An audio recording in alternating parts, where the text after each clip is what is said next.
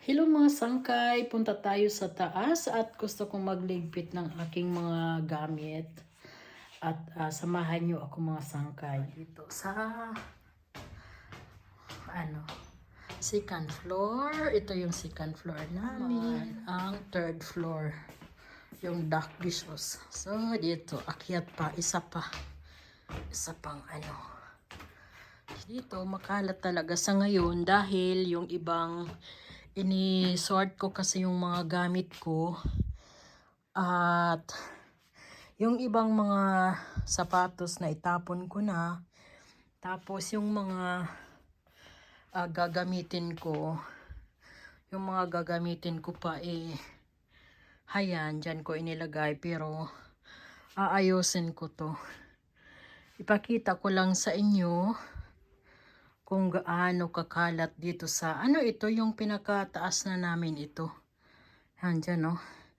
Hindi kami dito natutulog or tambakan lang naman talaga nung pero iyan, nagpakalagay talaga yan dyan. Hindi yan kagaya ng dati kasi nga, nagsutiran ako, nagsort.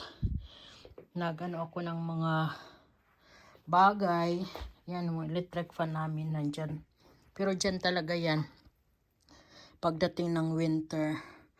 Ayan, may mga abubot ako. Pero ngayon, ang papakita ko ay before. Ito ang before. At saka ang after. Ayan, may higaan pa yan dyan. Yung higaan na yan ay yan ang aking anak noong bata pa siya. Ngayon, pero pwede din siyang gawing upuan or couch. Tapos sa ilalim, pwede din yan higaan. Pag may bisita o kaya ang lagayan ng mga kumot kanyan. So ayan po ang before at ipapakita ko sa inyo ang after pagkatapos ko magligpit.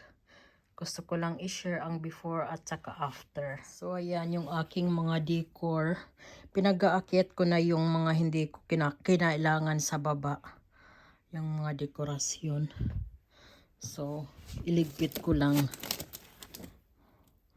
Ayan yung mga sapatos at saka mga damit na inano ko at ilalagay ko sa container para i-donate kasi magaganda pa naman sila. So yan muna sa ngayon ang nagawa ko. Marami pa rin, nandito pa rin ako nag-uumpisa, hindi pa ako tapos. Ayan, dinadala na ng aking asawa. Kasi may lagayan doon na container, ilalagay yan sa container. Hindi naman yan sayang kasi i-donate naman yan. Ayan po. Ayan. Tapos ito na lang dalawa. Wala lang mapaglagyan. So ayan, hindi pa rin ako tapos. At marami pa rin akong gagawin. Marami na yung naitapon ko na. Natapon na nung asawa ko ng isang araw.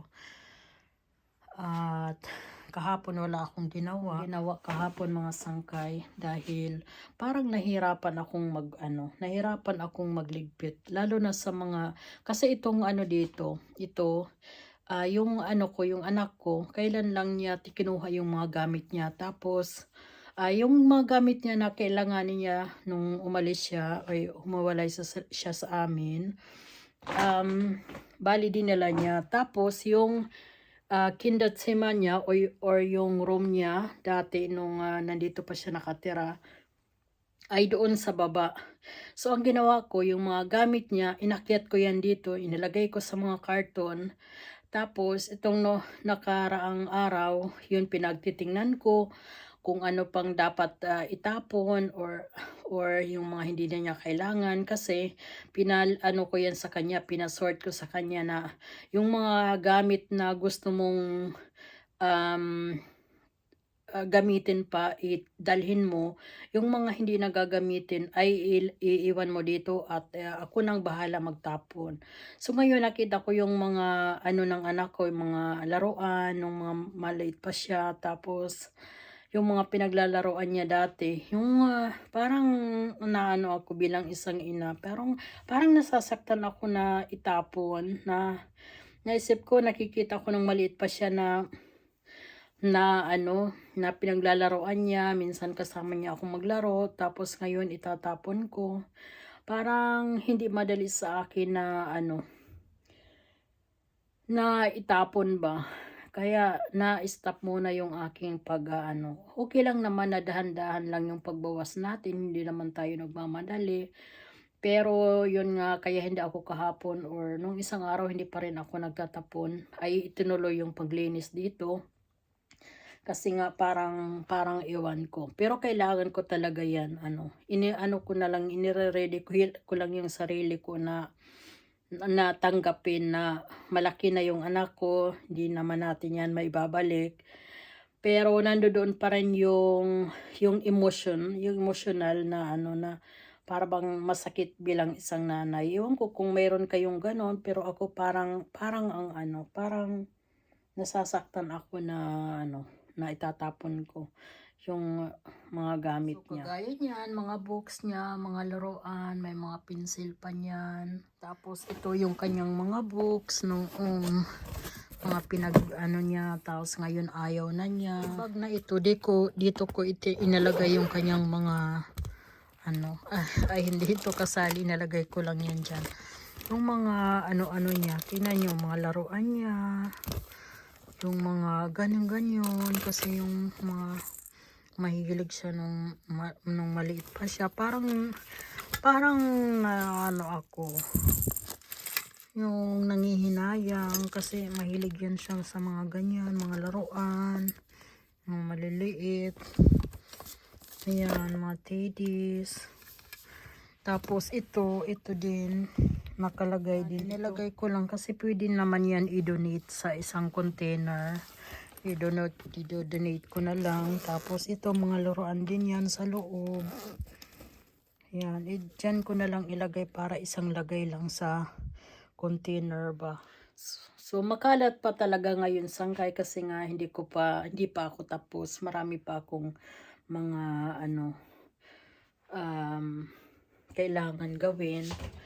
At ayan, yun nga, kaya nga hininto ko muna yung aking paglilinis sa ngayon dahil nga nahihirapan talaga ako, yung masakit sa loob. Yung doon sa kinderzimmer niya o yung room niya dati, ginawa ko siyang sala. Ayun sala, yung anuhan ko. Puntahan natin kung anong hitsura na ngayon. So ito yung ng aking anak dati, yung kwarto niya dati. So ginawa ko na lang mga dito. May kunting plants pa ako doon, pero babawasan ko din yan. Tapos ito ginawa ko na lang ako ang gumagamit nito. Ito yung niya dati. Pinag-aaralan niya pag nag-aaral siya, pero ako ngayon ang gumamit. So yan, mga kunting mga gamit ko dyan. Yung aking mga apple collections. At saka dito naman sa kabila, ito yung niya, dito rin siya natutulog pagka bumibisita sa amin. Pwede yan matupi yung na yan, yung sala na yan, pwedeng gawing bed. So pag nabisita siya, ibihira na lang naman siya bumisita, yan ang ginagawa kong bed para sa kanya. So may kunting books dyan, tapos yung ibang books nasa baba. At dito naman sa kabila, isara ko yung pintuan. So iyan ang aking mga bags na yung iba na ibenta ko na. Tapos yung iba dyan, ibebenta ko. Hindi naman lahat. Yung iba, anuhin ko pa rin. Lalo na yung mga backbags kasi may mga backbags ako dito na hindi ko pa nagagamit. Kagaya nito, hindi ko pa yan nagamit. Ito, hindi ko pa nagamit. Ito, minsan ko lang nagamit. Ito, bago. Pang weekend, binagamit ko ito pag nag-weekend holiday kami, nag-weekend vacation kami ng asawa ko.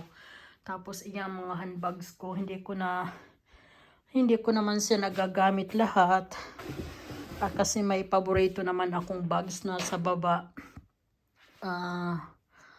Yung iba naman naipon na lang siya. Minsan isang beses ko nagamit, yung iba hindi ko pa nagamit. Itong brown na yan, hindi ko pa yan nagamit. Ito yung local ba, yung dalawang beses ko pa lang nagamit. Yung paborito ko dyan yung Furla pagka yung napunta kami sa city. Tapos yung iba naman, hindi ko pa rin nagamit. Ito ginagamit ko pag nag-hiking kami. At yung iba naman, yan nga, isang beses ko lang nagamit. Ito, hindi ko pa rin ito nagamit. Kaya nakabox pa. Ito, bigay ito ng aking sister. Nagamit ko yan minsan. Tapos, yung nasa baba, yan, mga wallet. May wallet pa ako doon sa taas.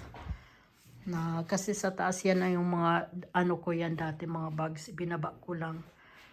So, yan po mga sangkay. Ako'y lang bahay. Dito lang naman kasi ako sa bahay.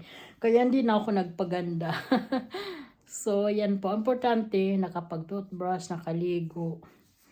Pero, hindi ako nag-makeup na.